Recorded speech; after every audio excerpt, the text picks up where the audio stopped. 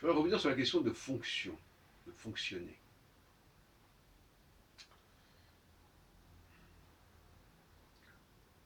Nous avons la tentation du fonctionnement.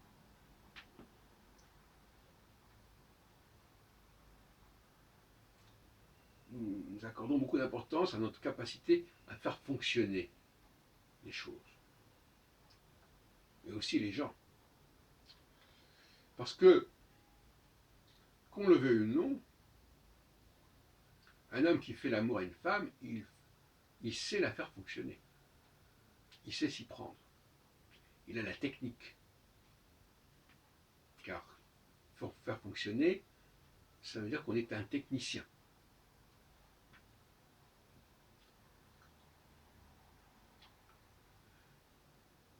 Donc, on comprend que, par exemple, le catholicisme n'encourage pas, n'interdise même le mariage des prêtres et les rapports sexuels avec les prêtres, avec les femmes, je veux dire, excusez-moi, lapsus, parce que ce serait une façon de faire fonctionner autrui.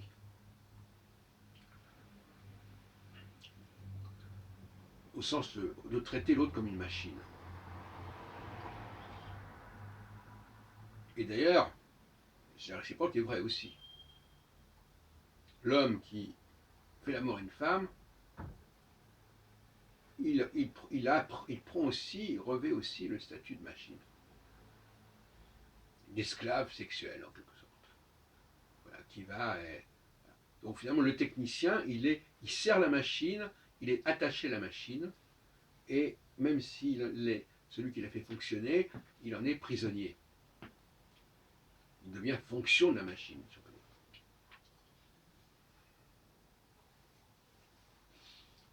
Par conséquent, quelque chose d'un peu infantile à dire « Ah, mais moi je sais faire fonctionner.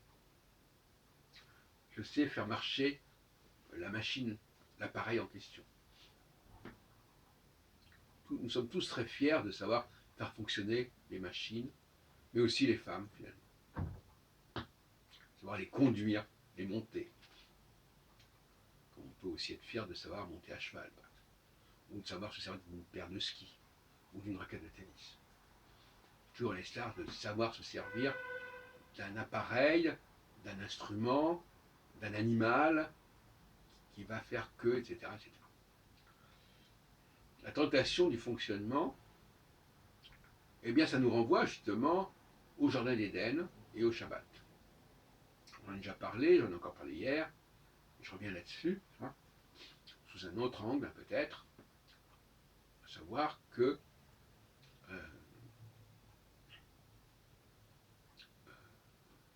le fruit défendu, c'est ce que le Shabbat nous interdit de faire. C'est le travail. Et travailler, c'est aussi fonctionner, faire fonctionner. Le travail en français est fort, parce qu'il y a une dimension très péjorative dans le terme même étymologiquement. Donc, tentation, moi je préfère, au lieu de parler de sexe, je préfère parler de faire tentation de fonctionner. Pourquoi? Parce que fonctionner, c'est beaucoup plus global. Le sexe fait partie de ces processus de fonctionnement, mais ce n'est qu'un élément. Il ne faut pas se polariser là-dessus. Les gens, la grande faute, le grand péché d'Adam et Ève, pour employer l'expression classique, c'est d'avoir fait un rapport sexuel. Ce que disent par exemple les monistes, les gens de l'église de l'unification, etc. Non. C'est le processus de fonctionnement dans sa globalité qui est en cause. Et le Shabbat le dit bien. Le Shabbat nous dit ne faisons pas fonctionner les choses. Et ça vaut pour tous les niveaux. Même si, effectivement, parfois la tradition juive voulait que les hommes fassent l'amour au moment du Shabbat. Je peux discuter ce point-là. Puisque pour moi, le Shabbat, il y a deux temps pour le Shabbat. Il y a le Shabbat nocturne, le Shabbat qui est le vrai Shabbat. Et puis après, lorsque le soleil se lève, le jour se lève le samedi matin, on n'est déjà plus dans le Shabbat. Donc, faisons attention à ce qu'on dit.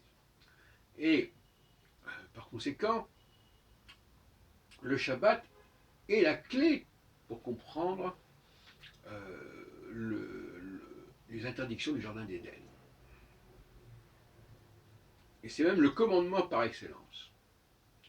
Le Shabbat, pour moi d'ailleurs, c'est le seul commandement que je respecte.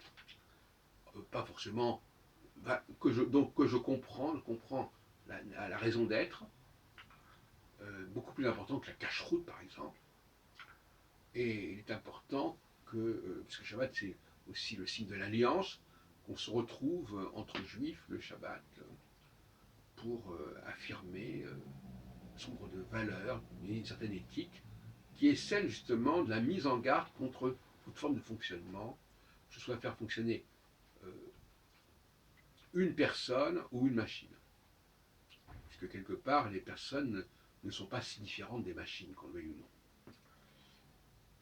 Et à ce propos, je disais que chez la femme, il y a deux fonctionnements majeurs, je reviendrai en passant là-dessus, c'est le sexe, la génitalité, mais aussi la mémoire, la mémorisation.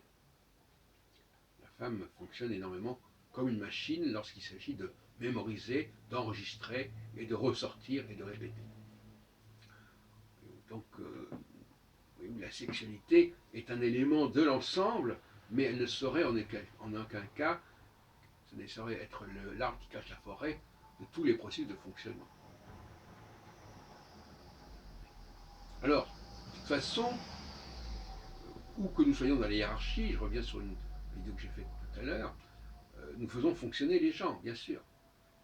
Même quelqu'un qui se fait servir à table fait fonctionner.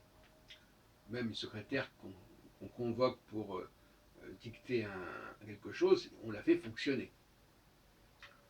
La différence, c'est qu'il y a ceux qu'on fait fonctionner et ceux qui fonctionnent. Et en haut, l'élite, elle fait fonctionner, mais elle n'a pas à fonctionner. Voilà, c'est toute la différence. D'où le problème d'éviter toute forme de dérogation. Par exemple, de donner des renseignements, au lieu de rester sur le plan de la réflexion intellectuelle, on donne des renseignements. En donnant des renseignements, on devient une sorte de mémoire, on devient une sorte de Google. Et ça n'est pas non plus tolérable. Il faut donc éviter de se comporter comme une machine si on veut rester tout en haut de l'hiérarchie sociale. Et ça vaut également sur le plan sexuel, effectivement. Il faut dire les choses comme elles sont. L'homme qui a des rapports sexuels est dans la dérogation quand il veut se situer tout en haut. Et d'ailleurs, l'affaire DSK l'a montré de certaine manière de façon emblématique. Il n'est pas digne d'un homme d'État de s'afficher dans un fonctionnement, dans le fait de faire fonctionner une femme. Et d'avoir une sorte d'obsession fonctionnaliste en quelque sorte. Voilà. Donc la fonction, le fonctionnement, c'est vraiment l'enjeu majeur de notre civilisation, de notre structure sociale, et c'est incarné par le Shabbat. Et d'ailleurs, que ce soit le Shabbat ou le dimanche, il y a eu récemment, vous savez, des discussions sur le travail sur le dimanche, et effectivement, il y a un temps où il faut réellement arrêter de fonctionner et de faire fonctionner. Et effectivement, c'est un point qui est à respecter et qui ne l'est pas.